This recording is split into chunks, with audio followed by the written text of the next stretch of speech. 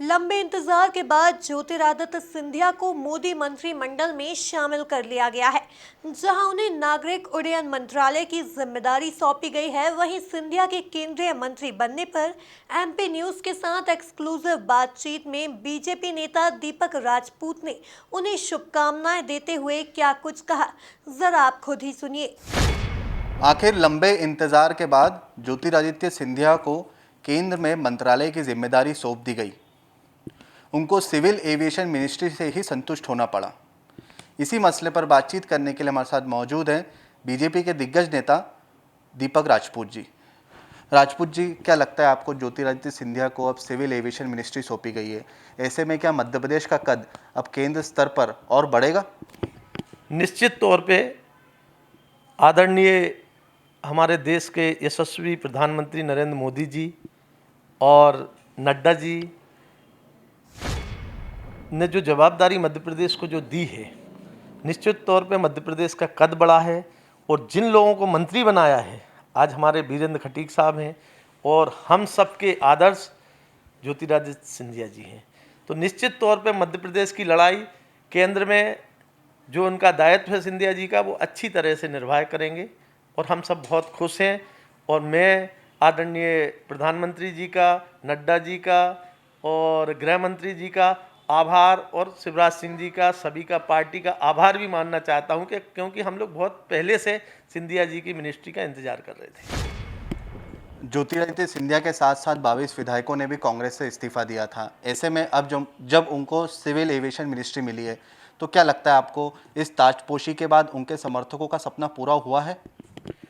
देखिए, सिंधिया जी का हमेशा ऐसा रहा है, पद की लालसा कभी भी सिंधिया जी को नहीं रही और वो हमेशा जन सेवा का भाव रख के जनता की सेवा करने में विश्वास रखते हैं।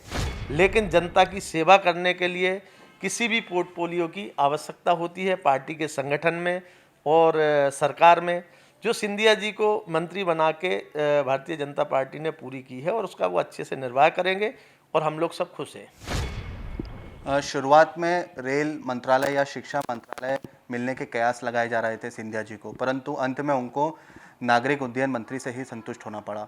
क्या लगता है आपको, सिंधिया जी खुश है इस पद के मिलने के बाद?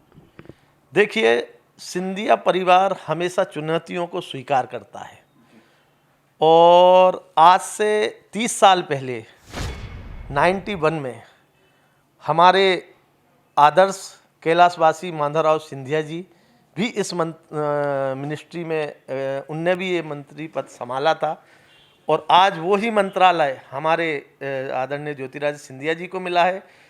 तो चुनौतियों का सामना करके वो उस मंत्रालय को आगे ले जाएंगे। और रही बात पोर्टफोलियो की, तो सरकार में जिस भी व्यक्ति को जो दायित्व दिया गया है, पार्टी किसी भी कार्यकर्ता नेता को जो भी दायित्व देती है उसका निर्वाह व्यक्ति को सही तरीके से करना चाहिए। वो सिंधिया जी बाखूबी निभाएंगे और आगे मंत्रालय को आगे ले जाएंगे। ऐसे कई नेता थे, कई समर्थक थे सिंधिया जी के, जिन्होंने कि इस्तीफा दिया था सामूहिक। कई लोगों ने पद से इस्तीफा दिया था। ऐसे में कई लोग मंत्री बन गए, कई लोगों को पद मिल गया है, परंतु अभी भी ऐसे कई सिंधिया समर्थक हैं जिनको कि अभी भी पद नहीं मिले हैं। निगम मंडल की नियुक्तियां होनी है, वहीं संगठनात्मक पद की भी नियुक्तियां होनी है। तो आखिर कब तक होगी ये सब पद वितरण? देखिए, जितने भी लोग सिंधिया जी के साथ भारतीय जनता पार्टी में गए थे, अब हम लोग भारतीय जनता पार्टी के परिवार के लोग हैं और सिंधिया जी के जो समर्थक थे, पद जिनको मिल गया, कोई विधायक से मंत्री बन गए सब, तो ये उनकी चाहत नहीं थी, ये तो एक दायित्व उनको दिया। और आगे जो लोग हैं उनको सभी जगह जिसका जो यथायोग होगा भारतीय जनता पार्टी उनको सेट करेगी। सिंधिया जी उसको जिस स्थान पे जिसको पहुंचाना है वो पहुंचाने का प्रयास करेंगे। और देखो, जिसका स्थान पहले होता है, एक के बाद एक सबकी जवाबदारियां तय की जाएंगी, जो हम लोग पार्टी को मजबूत करने के लिए काम करेंगे। जिसको भी जो संगठन में किसी को दायित्व मिलेगा, किसी को निगम में मिलेगा, तो सब पार्टी को मजबूत करने के लिए काम करेंगे और सबका नंबर आएगा। अभी हाल ही में ज्योतिरादित्य सिंधिया जी मालवा के दौरे पर थे, परंतु ऐन मौके पर शपथ ग्रहण के लिए उन्हें बुला लिया गया। ऐसे में क्या लगता है आपको, ये जो अधूरा दौरा छोड़ा है मालवा का, कब पूरा होगा ये?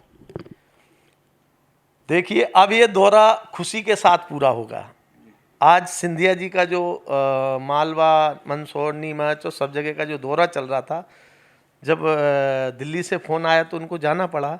अब ये सौगात लेके आएंगे। अभी क्या है कि उनके पास कोई भी मिनिस्ट्री नहीं थी, अब मिनिस्ट्री है, तो एक तो वो सौगात लेके आएंगे, और जो हम सब मालवा के लोगों को जिस चीज़ की ज़रूरत थी, अब उनके विभाग से अपन मांग करेंगे।